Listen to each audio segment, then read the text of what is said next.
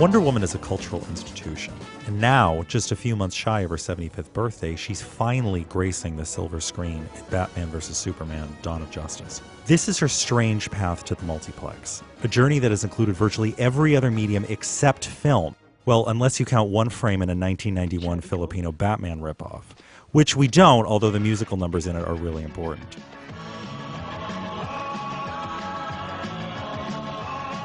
Wonder Woman's mass media journey almost began on TV in 1967.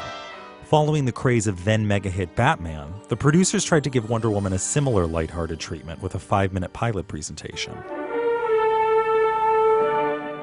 It was probably one of the worst ideas in human history.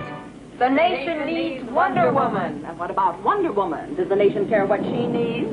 Like a fellow, for example, huh? Please, Mom, not now. Oh, sure, not now. Never. In it, Diana Prince is berated by her mother for not having a boyfriend, then turns into Wonder Woman and poses awkwardly in front of a mirror for about a minute and a half. Mercifully, it never saw the light of day. Wonder Woman finally made her television debut in 1972, 31 years after her creation, in a Brady Bunch cartoon. Yes, in a Brady Bunch cartoon. This is a job for Wonder Woman. In an episode of The Brady Kids, Diana Prince is helping Jan with her math homework when a magical bird in a wizard's hat sends everybody back to ancient Greece to participate in the original Olympic Games. The bird must have magic powers. Yes, this actually happened. Wonder Woman. How did she get here? So that's it. Oh, hi, Marlon. So, if you ever want to see Wonder Woman debating marathon running and the butterfly effect with Marsha Brady, you're in luck. Wow, where did the Wonder Woman come from? She probably broke through a time barrier or something. The next year, the Super Friends cartoon debuted on ABC with Wonder Woman in a lineup alongside Superman, Batman, Robin, and Aquaman. In the great hall of the Justice League, there are assembled the world's 4 greatest heroes. The show introduced Wonder Woman and all her mythos to a new generation: the Golden Lasso, the Invisible Jet.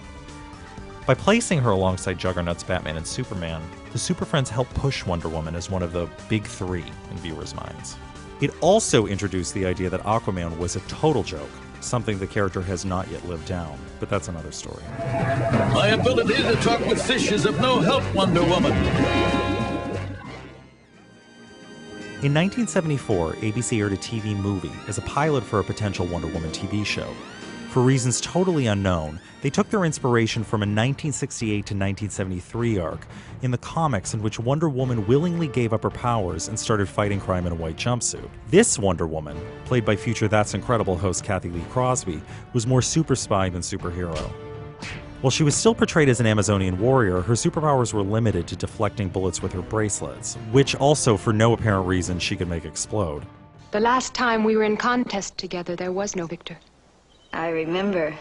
This version of Wonder Woman is also notable for one of the most boring fights ever captured on camera, between Wonder Woman and former Price is Right model Anitra Ford.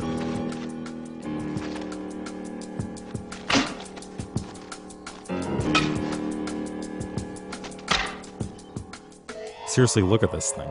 A slug on Xanax has more energy than these two. ABC wasn't backing off the Amazon train yet, though. Okay. Suppose we start with your name. Wonder Woman. Sure. That's the last name, Woman. First name, Wonder, right? They ordered a new TV movie pilot titled The New Original Wonder Woman that stayed true to the comics, the character's origins, and her superheroic nature. They cast an unknown former Miss World, Lynda Carter, in the title role. The rest, obviously, is history. I must be dreaming. No, you're not. A primetime series that lasted 3 seasons followed. Wonder Woman! Wonder Woman! To many, Lynda Carter's Wonder Woman is the definitive Wonder Woman. Thanks to the TV show, elements of the character entered the pop culture lexicon: the costume, the bracelets, the invisible plane, the lasso, and that spin, which, by the way, was a Lynda Carter invention and never featured in the comics until after the TV show made it popular.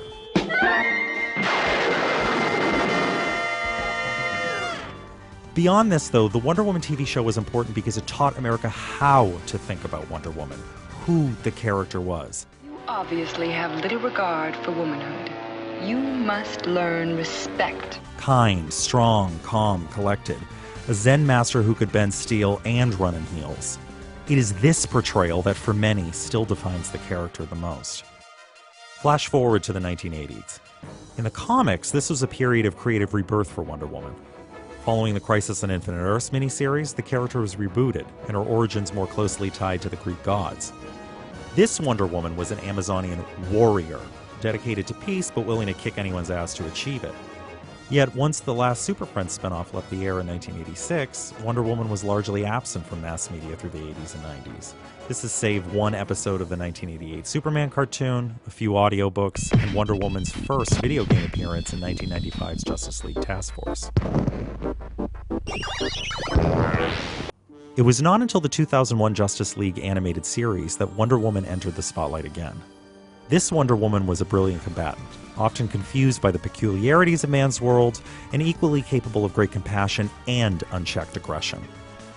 Over the next 15 years, the character would find new life in the DC animated universe, appearing in TV shows like Young Justice and The Brave and the Bold, and 14 direct-to-video features, including a solo movie in which she was voiced by Felicity herself, Kerry Russell. Submit! In 2011, NBC commissioned a Wonder Woman pilot from David E. Kelley. Yeah, the dude that wrote The Practice and Ally McBeal. It never saw the light of day, and with good reason. Adrienne Palicki starred as Wonder Woman, whose public alter ego was Diana Themyscira, who ran a corporation that made Wonder Woman merchandise. But she also, for some reason, had a secret identity of Diana Prince that lived in an apartment, checked Facebook a lot, and had a cat. Tonight, I am building my Facebook page. Listen, having seen and read the pilot, I can tell you it made no damn sense. But Elizabeth Hurley did a nice turn as a villain, and it gave the kid that played Jamie on All My Children a paycheck for playing Steve Trevor. Which brings us to 2016. Gal Gadot will become the 5th woman to portray Wonder Woman, the first in a major feature film. How this Wonder Woman will be received is anyone's guess. I, for one, will be there on opening night, spinning with joy. Alright, so now that we've blabbed about our take on the amazing Amazon, let us know what your favorite version of Wonder Woman is. Tell us in the comments or tweet at us at Blaster. And make sure to visit Blaster.com for more on the world of comics, movies, and TV, and all our coverage of Batman vs. Superman: Dawn of Justice.